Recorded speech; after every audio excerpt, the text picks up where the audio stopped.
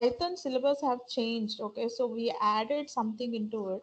Let us go through the syllabus. Okay, so now coming to the first unit. In the first unit, okay, so we only have till type conversion in the first unit, but now the decision control statements from the second unit have been added to unit 1. Okay, so this is your first unit now. Okay, you can take a screenshot of it if you want to. And coming to the second unit, your second unit is functions and the data structures like the list, tuple, and strings and dictionaries and sets and all that, and functions. Okay, so functions from the third unit.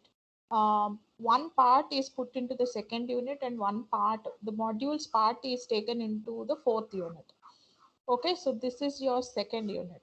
Second unit, two parts are your functions and data structures. And then the third unit is the classes and objects.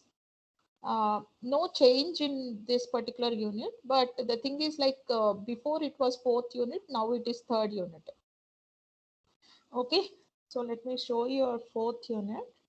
Okay, so fourth unit uh, now have inheritance and modules. Okay, so that unit where in the previous version of Python programming, we used to have this modules and functions together in the third unit. So what they did is they have taken the functions and put it in the second unit, and modules now have been shifted to fourth unit. Okay, fine. So we already have finished this part. Okay, so if I finish the third unit, then I come to the fourth unit. Uh, I just need to teach you this inheritance part. If I finish this inheritance, it means that your fourth unit is over because we already have completed this module part. Okay, right. And then your fifth unit is error and exception handling. It is as it is. It was the sixth unit earlier. Now the sixth unit is your NumPy errors. Okay, so this is the concept that has been added into your Python newly. Okay, to add this unit, like the third unit, like functions and modules have been splitted up.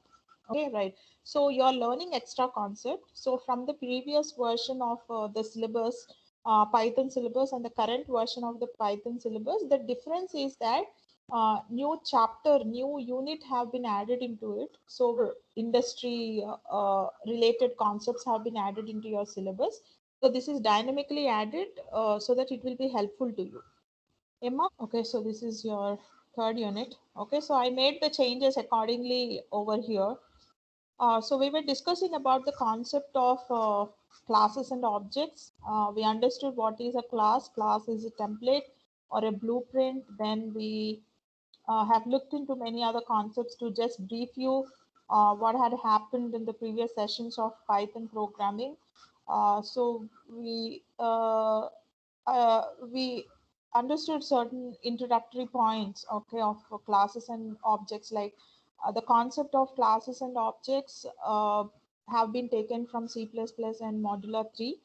And then it is a basic construct. Class is the basic construct in object oriented programming. From the class, it's a template. You just define a class, and from the class you can create n number of objects. And the syntax is this. And so you will be using the keyword class, and then the class name is your choice. It can be any of the identifier. Okay, it should be a valid identifier. And then so how do you create an object? So creating an object have got a specific syntax. So I'll be saying object underscore name, meaning that any name that you give for the object, again here it should be a valid identifier. And name of the object is equal to class followed by parentheses. Okay, and I have shown you a program over here. So this is what we have seen. Creating an object or instance of a class is called as class instantiation.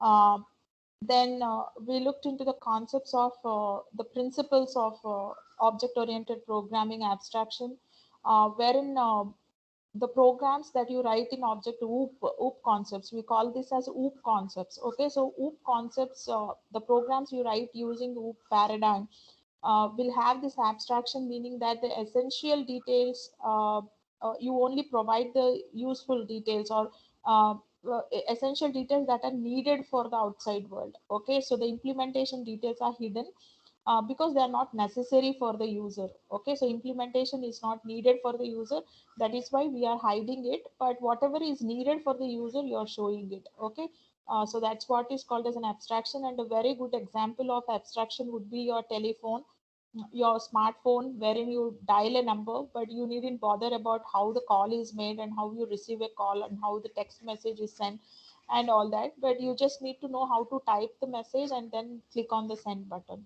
Okay, so that is what is called as an abstraction. And then encapsulation is your class. The example of encapsulation is your class, wherein you're binding the data and methods together. So the concept is called as encapsulation, wherein you combine this data and methods together into a single structure. So that is, the concept is encapsulation, and what is the benefit that you get with encapsulation is that data security. Okay, how do you give security? Because you give access modifiers to the data and the methods that are there in the class. It can be public or protected or private.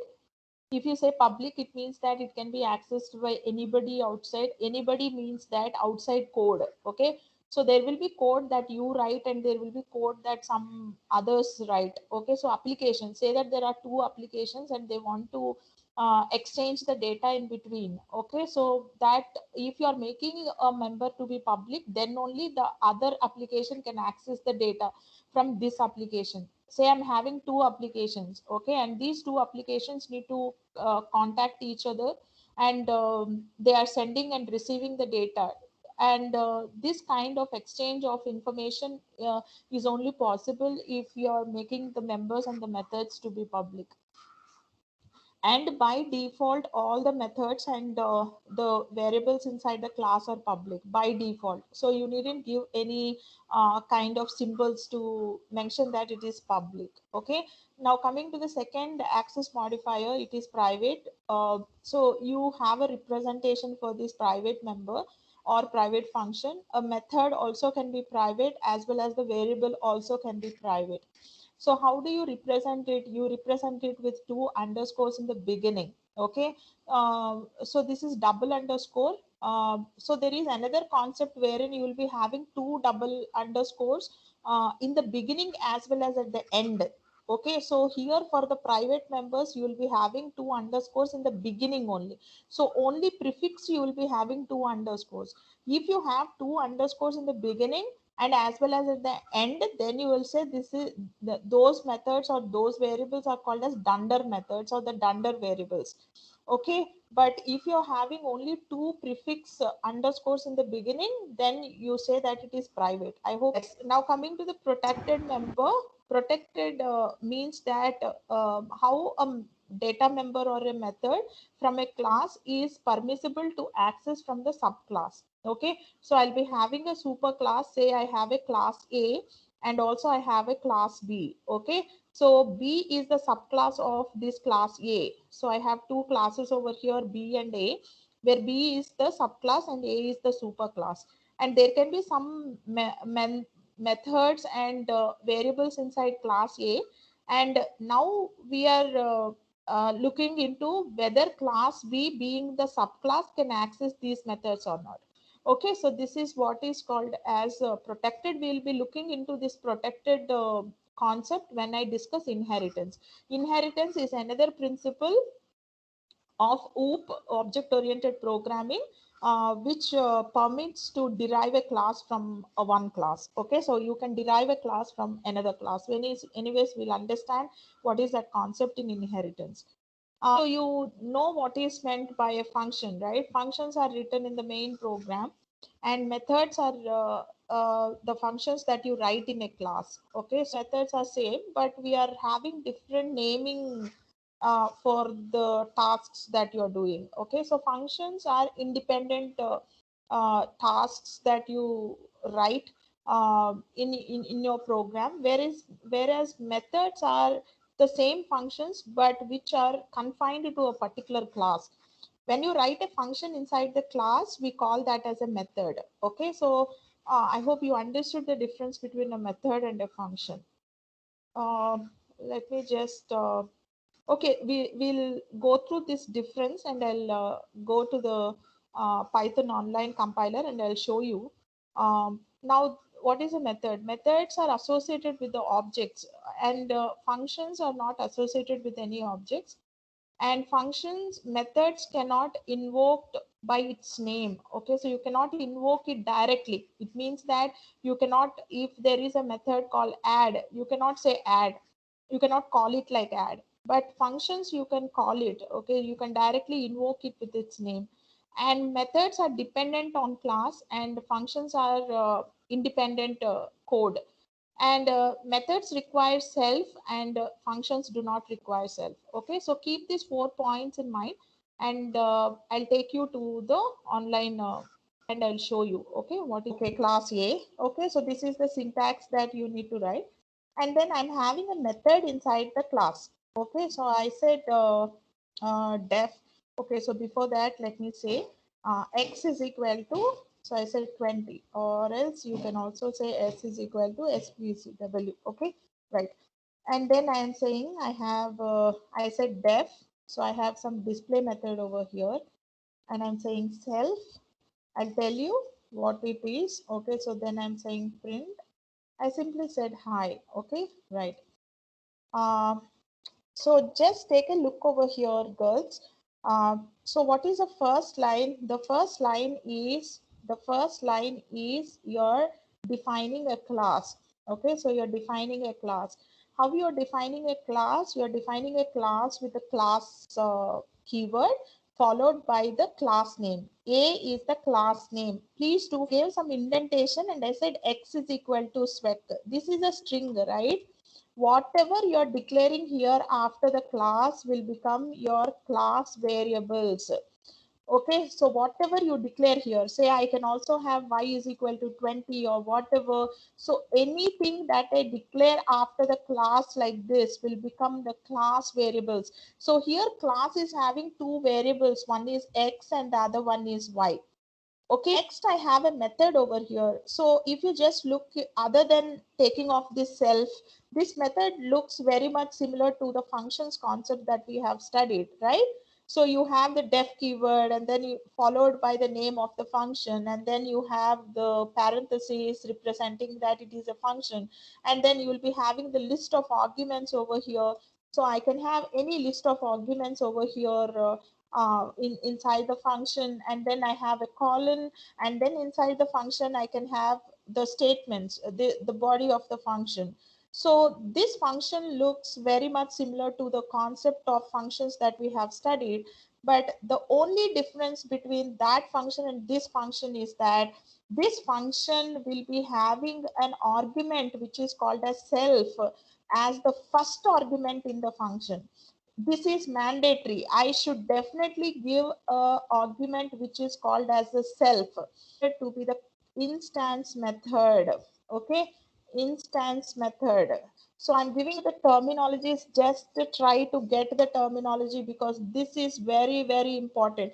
What are the different kinds of methods? You do have class methods, you do have static methods, you have instance methods, then you have the inbuilt methods. Many kinds of methods we'll be seeing. So understanding each and every type of method is very important.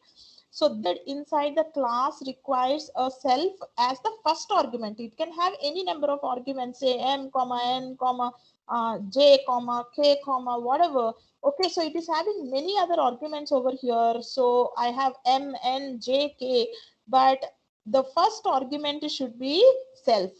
Okay, so the can be of any type. Just like your normal function, this can take any type of arguments. But the first one instance method, and I'm just printing hi in it, things will add up into the class. But as of now, just understand that there is a class A, and inside the class A, you're having class variables x and y, and then you have one method, one class method. Okay, so now let us look into how to create an object. Okay, so creating an object. How do you create an object? So I'm giving a name to the object. So I'm saying obj is equal to, or as you can say o1 is equal to, so you can say o2 is equal to, whatever is comfortable you can give, provided it should be a valid identifier. So I'm saying obj is equal to, so this is the syntax. I'm calling the function, I'm calling the class over here. Okay, so what happens here is, whenever this is the step for creating, okay, what is the step? This is the step of instantiation. I told you, right?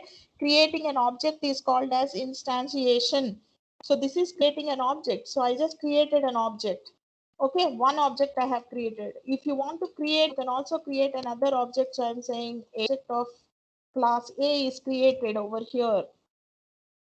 If you want, you can also create another object over here. So I can say O3 is equal to A. Okay, so wherein I created the third object. Okay, so this is the Y and this display.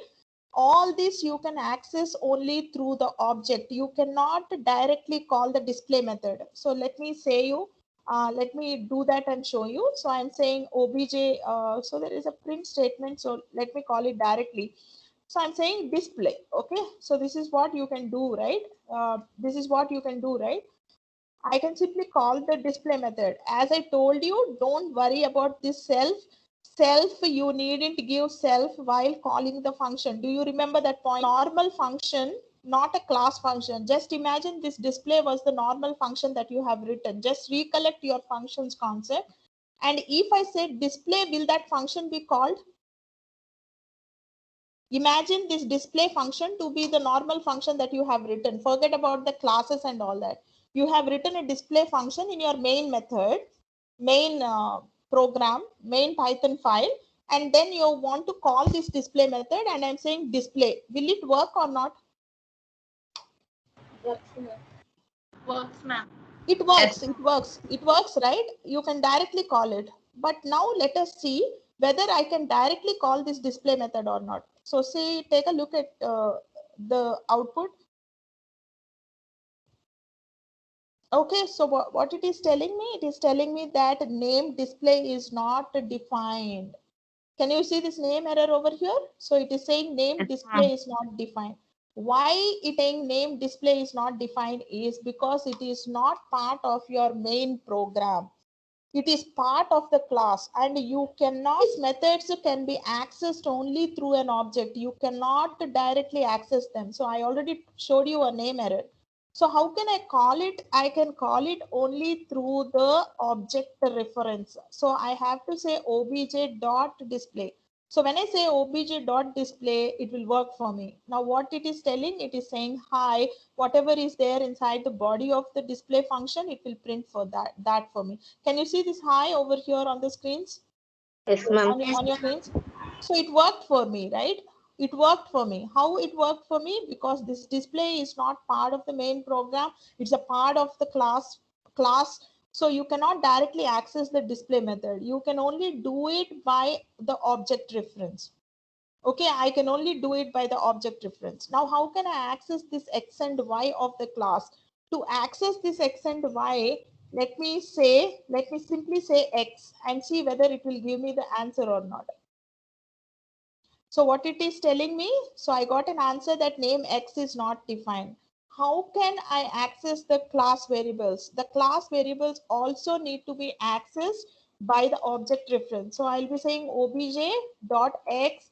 Now you will be able to see the answer that it is showing me SWEC on the screen. Now there is another concept which is called as an instance variables. Okay, so there are two kinds of variables now. Now we are moving on to another kind of variable which is called as an instance variable. Class variables and instance variables are two different kinds of variables. Now when I said this is a class variable, the class variables will be common across all the objects. Now in case if I want to print the same x from object to 2, so I'm saying o2.x, I'll get the same answer. Okay, but it will be common across all the objects. Okay, for example, if I take a student class, the name of the college for all the students will be same.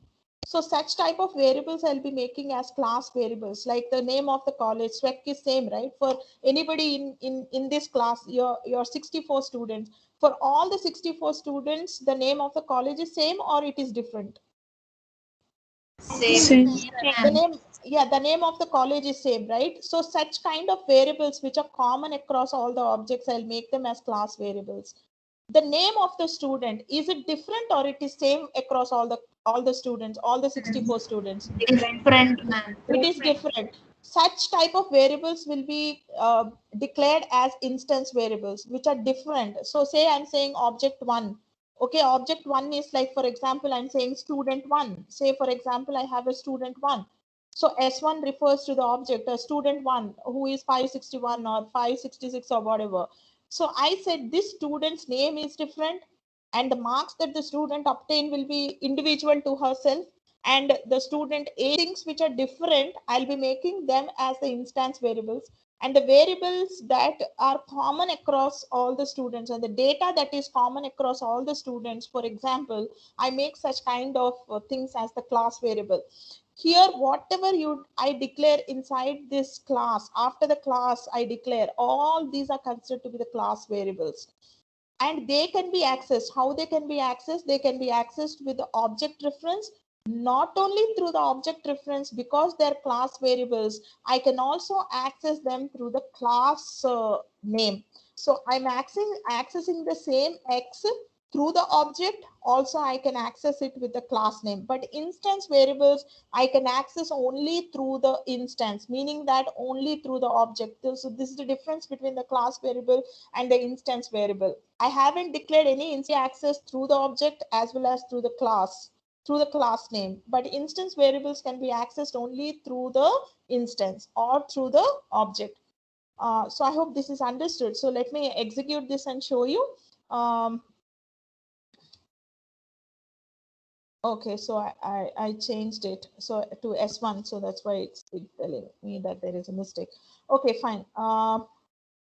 So now you'll be getting the answer. So you can see that hi, Swek and Swek.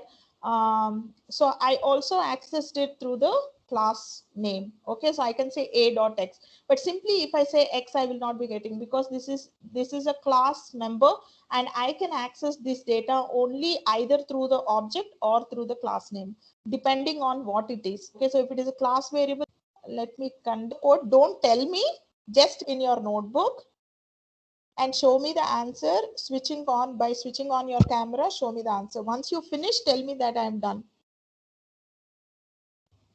Okay, let us take another one then. Okay, what can you see? Fill in the blanks, ma'am. Right. Fill in the blanks, sir.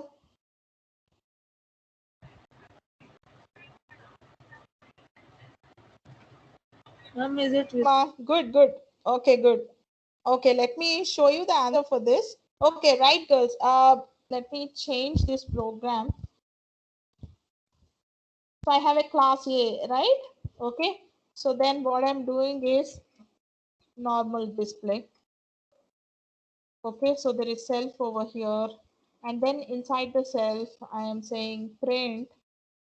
So the name is equal to whatever. I can say self dot name. First of all, there should be name, right? Okay, so for that what I'm doing is I'm creating an object. So I said obj is equal to, I'm saying a, and then I'm creating an object. Okay, so name, obj name is equal to, so I'm saying Sudha. Okay, so then I call the display method. So I'm saying obj dot display. So what happens is this name Sudha will be printed on the screen for you. Okay, so you can say name Sudha is printed, but to print Sudha I have to say self dot name. Okay, so wherein here this name is an instance variable. We'll look into the instance variable more detail, because what I have written is during the runtime I'm giving the instance variables to the object. But there are other ways also how you give the instance variables, which I'll be discussing in tomorrow's class. Is this clear to everyone here? Yes, ma'am. Yes, ma'am. Yes. What did we learn today? Today is my session now, and in tomorrow's class we'll discuss more on the classes and objects. Fine.